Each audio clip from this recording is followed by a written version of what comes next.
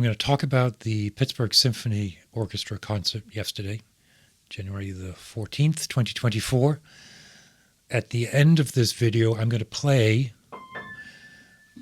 just a minute from one of my piano compositions, and that is because the concert yesterday had my favorite pianist, Juliana Avdiva, came in and played Prokofiev. And I thought I would commemorate that in this video by just playing a little bit at the end. So she's fantastic. During COVID, she did a weekly live stream playing through each of the Bach preludes and fugues, and then talking about the structure of the piece, the techniques involved in playing the piece. It was just a really wonderful set of videos. And I loved how she engaged with the online audience.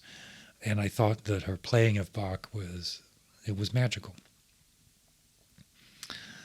So then, was it last year or the year before, she was here in Pittsburgh and played Paganini, the Rachmaninoff Paganini Variations. It's a nice piece, but I remember thinking at the time that I wished she would play Prokofiev, any Prokofiev. And then here she came and played the third concerto, which I like that piece. I like it, and it reminds me, or it makes me think of Prokofiev and Poulenc spending an afternoon together, drinking herb tea and talking about music. The lyricism and the kind of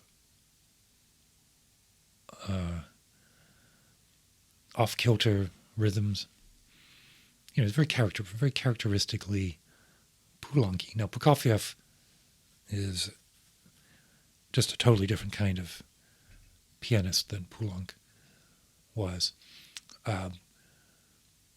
So here's why I like Juliana Avdiva so much as a pianist.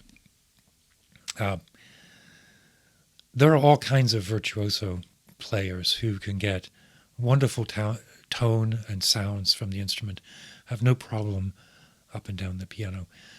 But what Avdiva has is this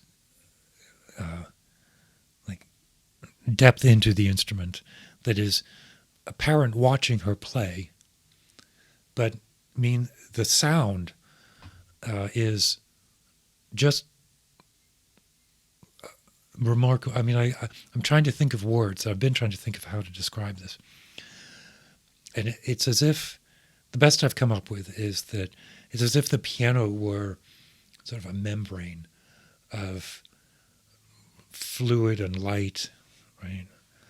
And she sort of launches into it and molds out of this, either this gargantuan sound or this lyric sound or these delicate pieces. But everything, whether it's the largest sound or the smallest sound, has the full capacity of the instrument behind it.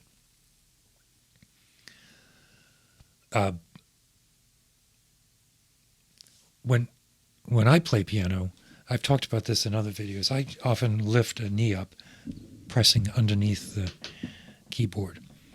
Whether it's this upright or downstairs, I have my baby grand.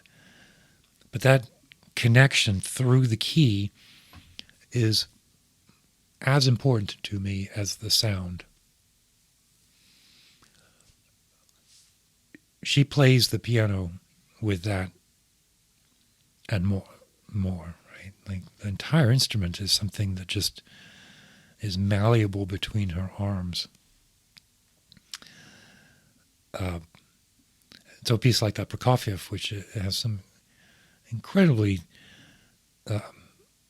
uplifting, literally uplifting leaps, and you could see our hands sort of cascading up and down the keys. never losing that fluid connection to the sound. I could watch it and listen to it all day. I do wish the second half of the concert was the Ravel orchestration of Mussorgsky's Pictures and Exhibition, which is great. I love it. That piece is great. Like I say, I loved every minute of the concert yesterday. But I would have liked to hear her play the Mussorgsky piano, the original. Maybe next time. It was great. The conductor, Petr Popelka, just fantastic. That connection with the orchestra that he had. Guest conductors, I feel they sometimes come in and obviously have a deep facility with the music, but their conducting can feel a bit choreographed, right? It's like they're going to do the same gestures regardless of who's in front of them. And I just didn't feel that with Popelka. I felt like he had formed a rapport with the orchestra. And this was his first time in Pittsburgh. And I hope, look, just to start a campaign here, some point in the future, we're going to need a new music director. He's young, could spend a career growing old and wise with the Pittsburgh Symphony. I would be all in favor of that. I really, really was fantastic.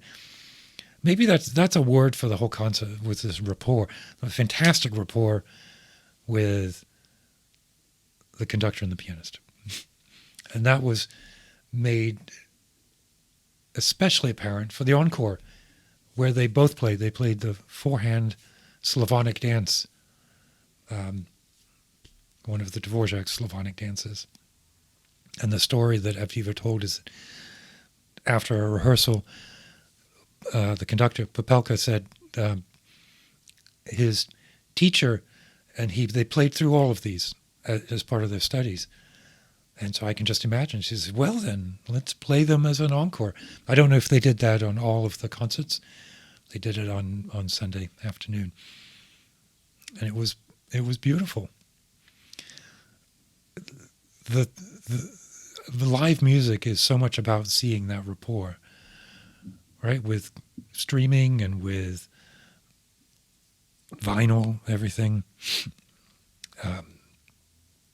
If I just want to hear a piece of music, I can hear something played to the highest level. And so why go to a live performance? So I go to a live performance to see the performers move and demonstrate rapport. It was a wonderful concert. The Mussorgsky, I was thinking that at one of the breaks, the first trumpet player came out, I can't remember his name, came out and talked a little bit about this piece. So I was listening, and then it occurred to me the way that piece is orchestrated could be a trumpet concerto, right? There's just so many enormous trumpet solos in the piece. You could have the first trumpet stand in he got his bow. I mean, everybody has a solo in that piece. It's great. So, what else? I didn't know the opening piece by Bohuslav Martinu. I don't know anything else by him. I might look and see if there's some piano music to play through. I liked the piece. It was a scherzo. It was a good opening.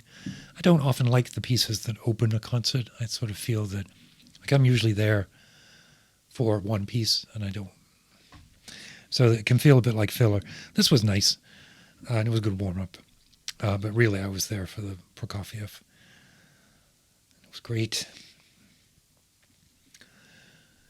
I don't have anything else to add. I didn't even try to go to the bar for the drink. The symphony bars are advertising themed cocktails. And first, I'm not drinking, so I wasn't going to order one. But I didn't even go to look to see what it was, which I regret now because I don't think the Post-Gazette reviewer, Jeremy Reynolds, he's not going to mention what it is. I mentioned that when the last concert had Ravel Bolero, that's right, Ravel Bolero, and they created this revolting drink. Again, I didn't drink it, but I could. Chardonnay and fizzy. Wow. Anyway, so I usually find something to complain about that's irrelevant to the music, but I don't want to in this case. I think what I want to do now is turn around and play the first few measures from my piece, which is Study After North American Glaciation. And again, happy to send the PDF off to anyone who might be listening that would be interested in reading through it. Here's the first 4 or 5 minutes, the first page.